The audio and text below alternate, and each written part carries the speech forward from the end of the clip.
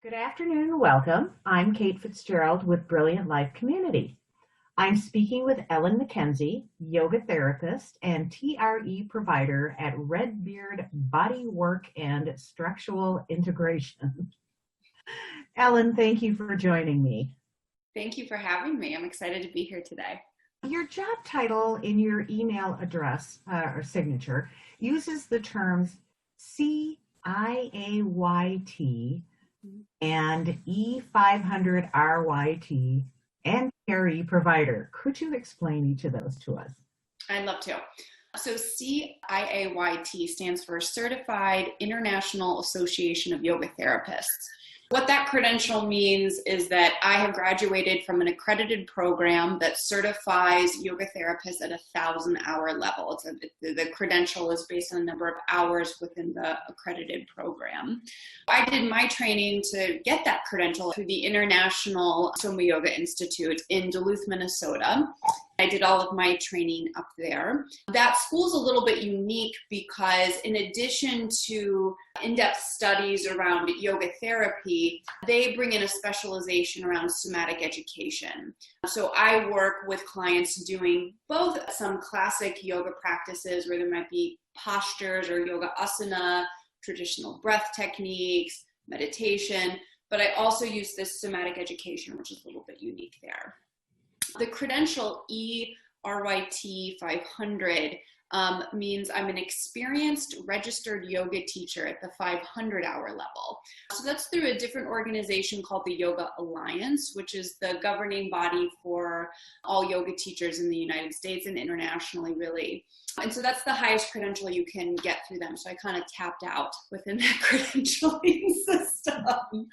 But I do teach some group classes. I used to run some yoga teacher trainings, and I'm still certified to offer continuing education credits and credentials to yoga teachers who have graduated from a teacher training program.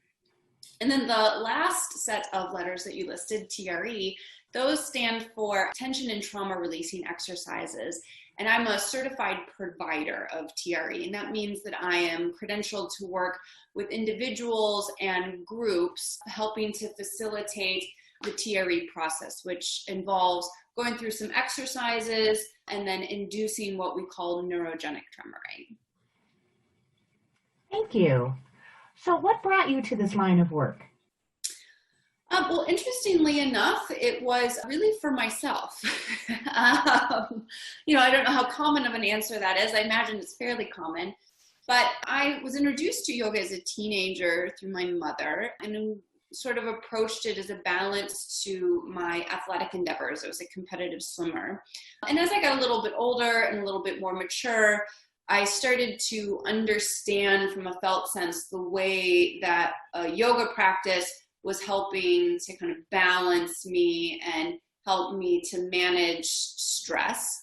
And as I continued digging into my own experience and evolving in my practice to yoga, I really uncovered the therapeutic benefits of a practice and started to kind of step away from the more athletic sides of yoga and into the more subtle therapeutic side. And that really inspired me to start looking into my own trauma history, working with that, which ultimately led me to TRE. So as I've just sort of followed curiosity in my own healing path and really looking at what is the best way to build a vibrant and thriving life for myself, that's inspired me to share a lot of these practices with other people because they've been so helpful for me. Oh, that's wonderful. Yeah. Who are your clients? I would say I have a pretty wide range of clients, but some typical groups that I work with. Here being in Madison, we have the University of Wisconsin. So I end up working with a lot of grad students, in part, I think, because of the stress associated with, pursuing a graduate degree or PhD. I work a lot with grad students, and for folks like that, there's maybe some, physical symptoms that are associated with stress, repetitive use. A lot of them are also athletes here. We're a very outdoor-oriented community, so, there's a lot of cyclists. So lots of different reasons I might be working with a grad student. So those folks tend to fall on the younger end of the spectrum for me, 20s, 30s, 40s. But from there, I work with some folks that are athletes and that are looking to use somatics, TRE, and yoga therapy as a way to support them in their athletic endeavors so they have a greater performance. And I also work with a lot of folks that are really looking to age well, that are looking to move into retirement or at later stages of their life so they can really hold on to functionality and, working with things like, okay, well, how can I be the most mobile going up and down the stairs? How can I back my car up with ease and not having pain in my upper back? So it can really get super functional, really specific to life goals with things like that. And the other part of the population I would say I work with, which isn't really necessarily specific to an age, is folks that are working with trauma, where our whole practice at Redbeard, we're all trauma-informed providers. So I work with a wide range of trauma history and really feel honored to be able to hold space for folks that are working with that. Great. What sets you apart? I think that what would set me apart, I would say, is the unique blend of services that I can bring forward in a session. The ability to hold TRE and somatic exercises within the umbrella of yoga philosophy or yoga therapy in general, I think is what sets me apart. And I'll speak to that directly here. So one of the models that I work with from yoga therapy is something called the koshas. And a kosha, that word translates to sort of sheath or layer of being. And so from that philosophical teaching, it brings forward this understanding that we are more than just our body, right? We have many layers. There are many sheaths to us. And that healing on one of those layers might necessarily be informed by work on another layer. So my back pain or neck pain might be informed by working with my breath, right? But it also might be informed by working very directly with my nervous system or my energy. And within each of my sessions and with all of my clients, we can blend all of these different modalities together as needed and as desired to really inform the whole experience of a person, right? Where if I was just working on a physical level and then something came up emotionally, all of a sudden, okay, we're at the edge of my scope of practice and you got to go somewhere else now, right? But we can really make room for all of that here. Oh, that's fantastic. Which answered my question about how you incorporate everything into your work. There you go. It's a twofer. I like it. Yeah. How do you do TRE online? It works surprisingly well. I'm happy to report. For a number of years at Redbeard, we've had sort of an online presence with TRE because there is, I would say, a shortage of TRE providers out there. So we've worked with people both internationally and out of state for some time now. So that sort of is required that we develop a skill set about how to work online. So what's nice is that with these platforms like Zoom, which we're on today, you can really see a lot. And I have to get pretty practiced at helping people manage their camera. Okay, can you move your camera over here? And can you shift it? And can you tip it? That's the biggest hurdle that we have. But that's a skill set that I've really actively developed. And so from there, I'm working verbally with folks primarily. The beauty of TRE is that it's really about following your client's body and following their experience. So I'm watching, I'm observing just like I would in person. I'm asking questions to help them track their experience and maybe bring forward some information that might help me guide them or support them in some way. But in that sense, it's exactly the same as what it would be in person.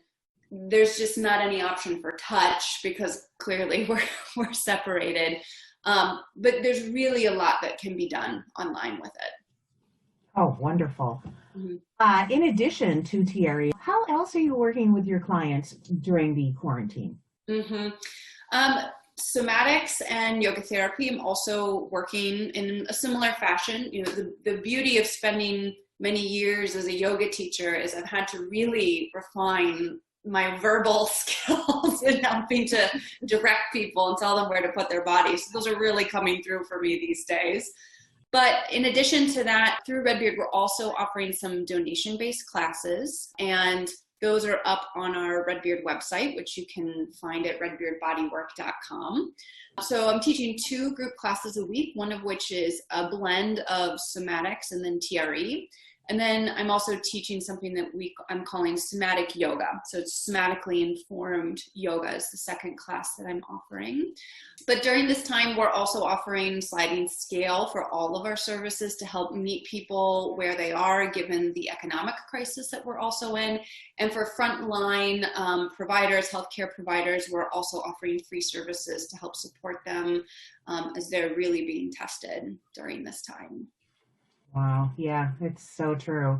Mm-hmm. So, and I want to thank you. You sent me some great information on yoga therapy and TRE that we'll be happy to post to our website along, with the interview. So thank you very much for that.